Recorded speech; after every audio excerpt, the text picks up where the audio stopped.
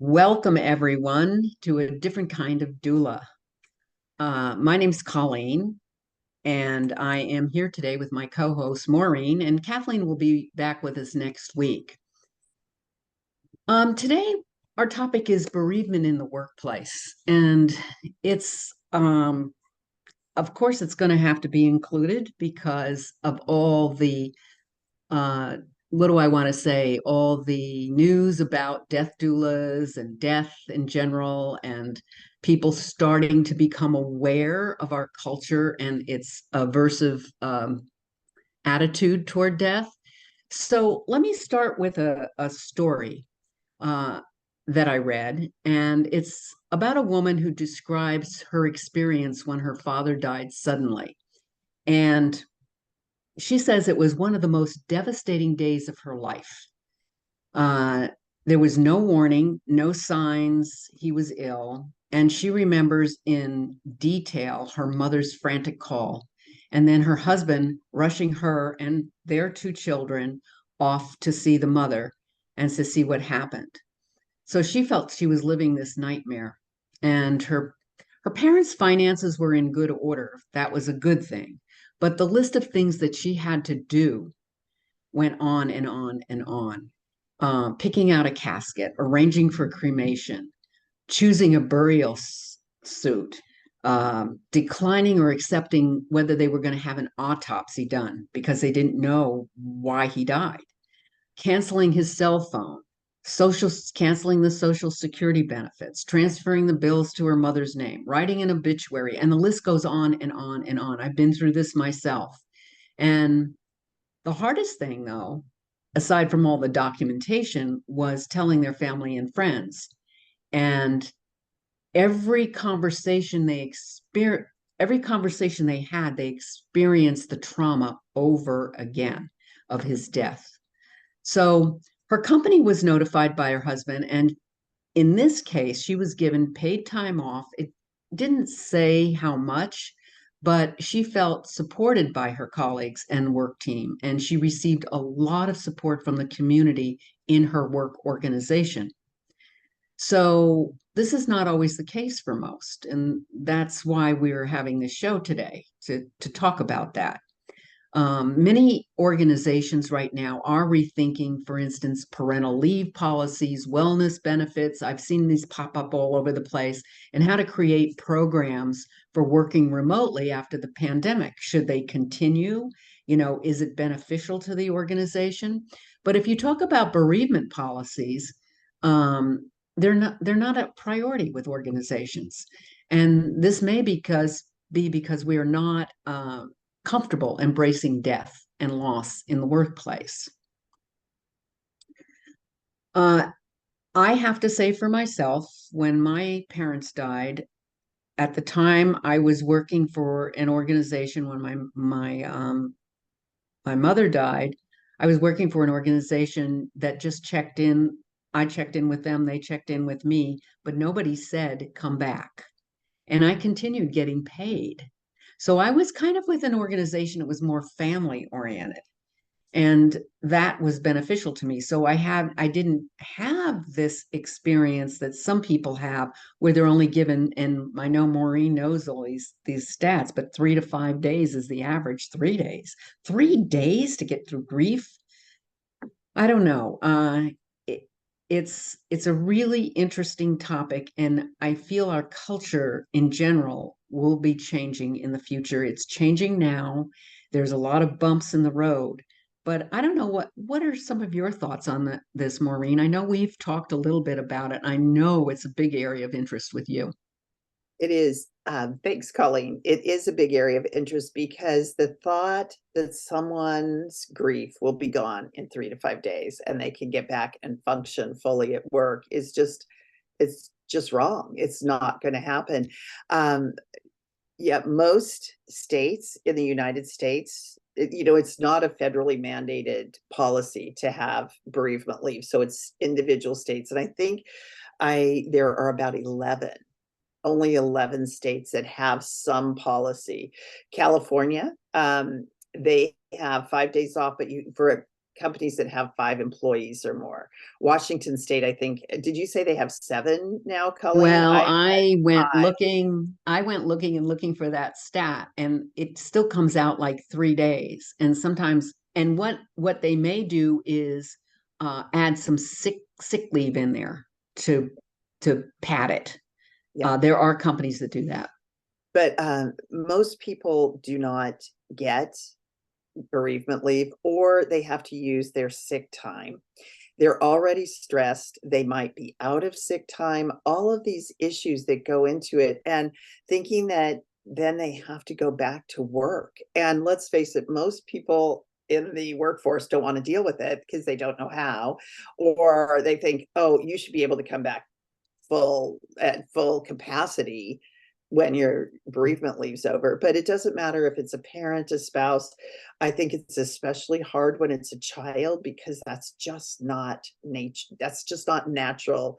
The natural scheme of things for a child to die before a parent. But I think that to expect that is it's wrong, but it's the way it is. And I did some research in other countries too, thinking, what do other countries do? The UK has a policy where people can take as much time as they feel, but that's not always paid. So then you have the stress of all these expenses that go with end of life, which people don't realize that to die costs money. And so you're already stressed because of finances. You're having all these extra expenses, and then you're expected to go back to work. So the UK, I did see that they do allow their workers, their workforce, to take as much time as they feel that they need, but I didn't find if it was paid or not. Most of them are not paid. Most other countries either have, or like us, Japan has, I think, 3 days, but they don't take everything into account, because we are the death phobic society. We don't like to talk about it. So I read an article about a gentleman who he owned a business, a quite successful business, and he thought, oh, come on, just get back to work and get over it. Until in I think he said in the article, it said 1993, his daughter died of ovarian cancer at age 29. And he realized, you don't get over this. This doesn't end in 3 days. This doesn't stop. And he made it his company policy for people to take as much time as they need, and he pays them so that they don't have the financial stress when they're grieving. That's a very rare company. I think if more companies were like that, they would be better off, because if you give the people the time they need to deal with everything, the funeral, the burial, the all of closing down, there's so much that goes with death that we just don't think about. And if you give them the time they need, they're going to be more productive when they come back, to work. They're not going to be through their grief process, because we know they will never be through their grief process, but they'll be able to focus more on the tasks at hand at work. When we're talking about these policies, there's this other thing about expanding the definition of family, because, we, and most of the policies I've looked at will say it's a parent, a child, partner, grandparent, aunts, uncles, cousins. Now, here we get into something a Not little always different. present. Friends and neighbors, okay? That sometimes is not included in a policy. And there are some policies that do separate them, but they give more time for immediate family versus, extended family, or like friends, things like that. I saw one policy that gave 2 days for a friend. What if that's your best friend, childhood friend? It doesn't matter. It's somebody who mattered to you. It really doesn't matter.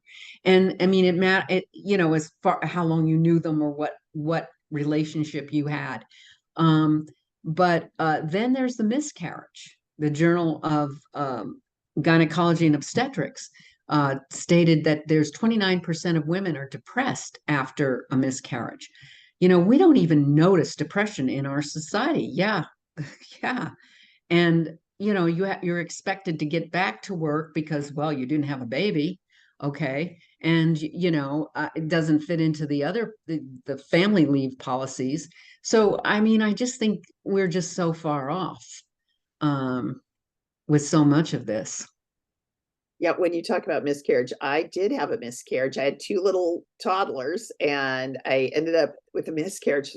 The one and only time I drugged my kids so they would go to sleep, so I could just like let it happen and cry, because my husband was at work and he couldn't get off. He could not leave, and so I gave him a little too much Dimetapp elixir back in the day, just so they would be asleep, and I had to go to work the next day. I went to the doc, I made a doctor's appointment, and I was working part-time, but it was also something that, I went inward. I didn't share it, because like you were saying, and this was what, 25 years ago. Well, it wasn't like I lost a child. I lost a child to myself, but so I just sort of buried it all deep and just went back to work. No one knew what went on. And but I grieved. And to allow people the freedom to share that and share it with their workforce, and to be able to take some bereavement leave for that is so important. Yeah. You know, what I found interesting when I've taught the Cancer Lifeline program, I have Maureen, you've been a guest speaker in that program. I have a class for 6 weeks and with people who have cancer and are facing their mortality a little more personally. And I'm always, this class is around five areas that consist of a human being. I call them domains, but it's your emotional, your physical, your mental, and spiritual. And I go over the practical aspects of after death care as well. But what I'm so surprised with is the first thing, and Maureen, you know this, the first thing people will say the first day of class is, oh, advanced directives, advanced directives. And I'll say, well, we'll get to that later, because they don't realize all these other components that go into facing death in general. And it's all about grief too. So my point is, grief does affect us in these areas, and you're not your old self if you've gone through a loss. You're not yourself when you go back to work. You may be in a total daze, and guess what? You'll make more errors in your work. You'll be inaccurate, and and then you may start thinking, well, maybe I should just quit my job and get a new job where nobody knows me. Things like that go through people's head, and then you daydream because you're kind of not focused on your work because you're elsewhere. You have had a deep loss, and you can't concentrate or focus or anything like that, and so you don't get accomplished what you need to get done, and you're forgetful, and you may even be snappish with people. But the thing is in your workplace, they don't see you as a whole human being if they don't look at you emotionally and physically and mentally and know, and spiritually, and know what you're going through, unless they've gone through it. Or and you mentioned an interesting statistic about Facebook. Yeah, About, Facebook gives 20 days of bereavement leave, paid bereavement leave to their employees. And really, it was Sheryl Sandberg. What was her yeah, role? Is she CFO or yeah, something something? up there. But her husband died suddenly and tragically, and she realized that, hey, this doesn't end in a few days. So, and I love this quote that she said: grief is a demanding companion. In those early days and weeks and months, it's always there, not just below the surface, but on the surface. And I think the more that we can educate our our employers about this, and the managers in the big corporations, let's educate the managers at management level, and that it's deeper than just like, oh, aren't you over it yet? you should be okay. You had time off to take care of things. Now let's just get back to work. I read in the SHRM, the HR, it's I can't remember exactly what it stands for, but for human resources, there is annually $75 billion lost because of people being at work and not being present due to grief of over the loss of a loved one. And that's astounding. It was astounding to me. $75 billion lost. And if we just gave them, this is what always amazes me, if we would just recognize their grief, give them that time they need so that they can come back and focus and be present at work, acknowledging that they're still going through grief, that number would just drop significantly. But business owners and corporations don't see it that way. They just see the bottom line and wanting to get it done. But I don't know. What do you think about that? I just think when I read that, my jaw almost dropped that it was that high. Yeah, one of the things I think about is you mentioned managers being educated, and I do know that there are some companies now, or there's some businesses now that go in and try to work with organizations to teach the higher administrations about what it is, how to develop bereavement policies, but what you're looking for when you develop them. And one of the things is when a person goes back, and you just hope they have a good relation with their manager, because let's say the manager isn't educated in this and you want to discuss your loss with your manager, and if you have a more of a personal kind of interpersonal relationship with them, it may go better for you to just tell them how you're feeling, because they may not be aware of all that goes into this. And um and talk and be honest about how you're coping, and that maybe you need more support. you know Sometimes those things are for decent managers, it might say, oh, it might soften them a little bit and say, gee, and have them look at things a little differently. But your statistics are mind-boggling. Yeah, I think that it is important to educate them. I read a great article in the Harvard Business Review about someone how to cope, how to help support uh, coworkers through grief, a woman that had experienced a lot of loss herself. And she said something that was interesting. She stated, we're used to doing. We have two options, doing and being, and that we're used to doing. We're a doing society. We get out of a meeting, we have our list of tasks. We, okay, hey, can I make you a casserole? Or, I'll pick up your kids. And so we do something.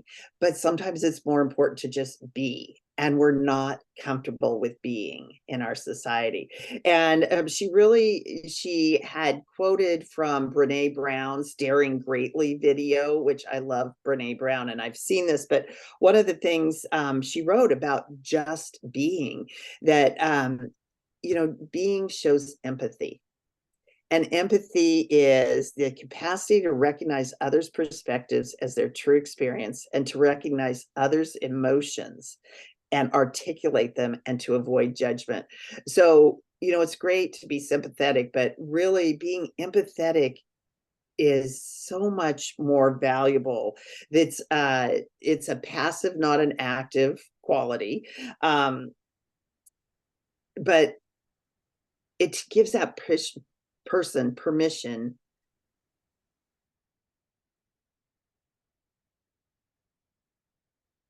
yeah. Okay. Hey, Maureen, can you hear me? Oh yeah, Okay. you're frozen. Okay, there. Yeah, you were too. Whatever. Oh, we both were frozen. Yeah. I don't know. Okay, so yeah, we were just talking about, but how do you approach coworkers, when they've suffered a loss? And gosh, get to know, my best friend died at age 44, and it was really hard to go back to work. I missed her deeply every single day, and luckily I worked at a place that was very empathetic, and they knew what I was going through during her short illness. They were very compassionate, and they made it easier to go back, but it was still hard because they knew I missed her. But they gave, Oh boy. Okay. oh, I think that don't ask, how are you doing? Or just say, I think it's better to just say, you know what, I'm thinking of you. I'm here if you need me. I love Uh, that. Yeah. Yeah. And don't, how are you doing? Because then that puts the responsibility back on the griever to have to come up with a response. Or if you're not a really close um, confidant of your coworker, if you're just more coworker acquaintances, you can say, you know what, I'm thinking of you. And or you can email them. I just want you to know I'm thinking of you during this time of your loss. Please don't feel the need to respond. There's no need to. That takes that, so many of us think, oh gosh, I need to respond to them. But to take that off their plate so that they can just be and grieve. How they're doing, or would you like me to do this? Can I do that? Because sometimes you can't even think of what you need, or what do you need me to do? What can I do to help you? I think it's just better to do something. As our friend Yvonne Heath says, she is love your life to death. Just show up. Just show up and do something. Don't ask. Just do. I love those phrases that you gave, that you just mentioned for coworkers and how to handle it, because sometimes when a person is coming back from a loss to work, they may feel isolated because people don't know what to say. And so they say nothing. They may say, it's nice to have you back, but they don't acknowledge, they stay way away from the loss.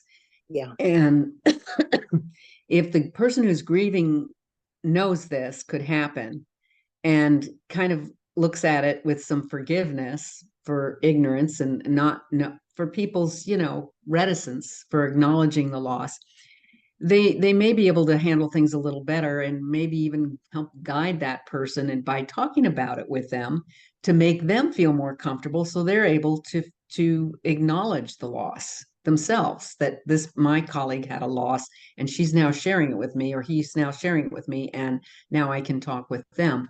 There's this beautiful saying, it's by a Vicky Harrison, and I just want to read it briefly. Grief is like the ocean, it comes on waves, ebbing and flowing. Sometimes the water is calm and sometimes it's overwhelming. All we can do is learn to swim. And I think that's for both sides, the Yeah. griever and those that are working with them. But intermittent, that's the other thing.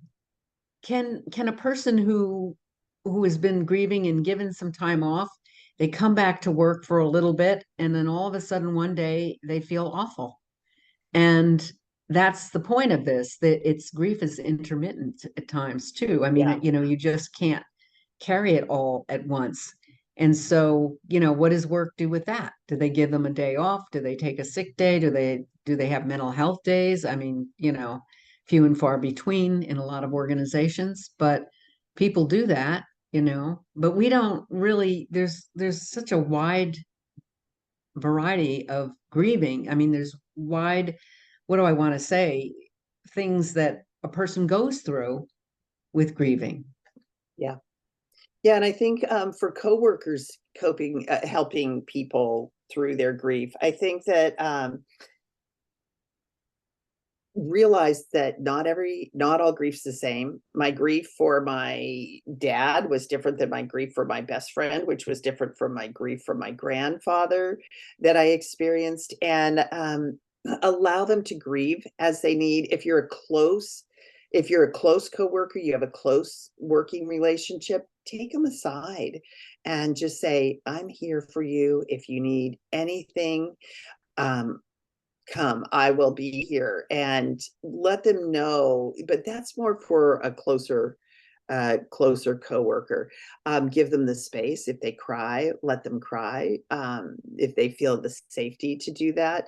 But like, don't compare griefs. Don't ever say, oh, well, when my mother died. I get that a lot. I got that a lot when my dad died. And uh, that's great. I want to hear about your mother, but not right in this moment when I'm fresh in my grief. So um, and the other thing, don't track your coworkers' progress. I think that, we all grieve differently. If you have the office party and they don't come, don't say, "Oh my gosh, that, they must still be in.